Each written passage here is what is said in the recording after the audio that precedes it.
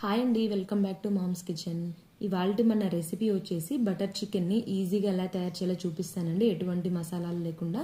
ఇది మనకి జొన్న రొట్టెలోకి చపాతీలోకి చాలా బాగుంటుంది.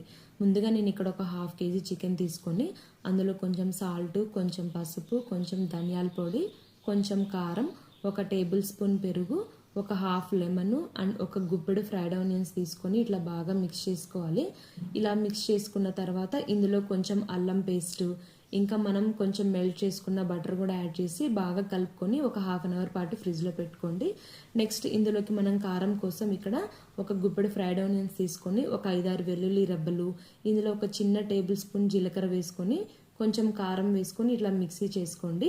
ఇలా మిక్సీ పట్టేసుకున్న తర్వాత మనం నెక్స్ట్ ఇక్కడ ఒక ప్యాన్ పెట్టుకొని అందులో కొంచెం బటర్ క్యూబ్ వేసుకొని ఈ బటర్ కరిగిన తర్వాత ఇందులోకి మనం ముందుగా మ్యారినేట్ చేసి పెట్టుకున్న చికెన్ ఉంది కదండి, ఆ చికెన్ అయితే వేసుకోండి. ఇలా చికెన్ వేసుకున్న తర్వాత ఇట్లా బాగా ఒకసారి మొత్తం ఇట్లా కలుపుకోండి. కలుపుకున్న తర్వాత మనకి ఈ చికెన్లో వాటర్ వస్తుంది కదండి, ఈ వాటర్ తోటి అయితే కొంతసేపు ఉడికించండి. నెక్స్ట్ మనం ఇక్కడ ఒక 5 minutes పాటు మూత పెట్టుకుందాము. ఇట్లా మూత తీసిన తర్వాత చూసారా, వాటర్ తోటి చికెన్ అయితే మనకు ఉడికింది. ఇలా వాటర్ మొత్తం అయిపోయిన తర్వాత ఇప్పుడు ఇందులోకి మనం ముందుగా తయారు చేసి పెట్టుకున్న కారం ఉంది కదండి, ఆ కారం అయితే వేసుకుందాము. ఇలా కారం వేసుకొని గ్రేవీతో మొత్తం ఒకసారి ఇలా గరిటెతో కలిపేసేయండి కారాన్ని. ఇలా కలుపుకున్న తర్వాత ఒకసారి చికెన్ కూడా మొత్తం ఇట్లా మిక్స్ చేసేసుకోండి. అంతే అండి, చాలా సింపుల్గా ఈజీగా మనకి ఈ రెసిపీ అయితే తయారైపోయింది. లాస్ట్లో మనం దింపుకుండే ముందు కొంచెం కొత్తిమీర, కొంచెం పుదీనా తరిగైతే ఇట్లా చల్లుకోండి.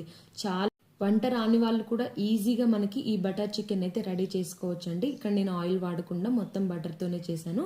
ఇలా మనకి జొన్న రొట్టెలోకి చపాతీలోకి తింటే చాలా బాగుంటుంది.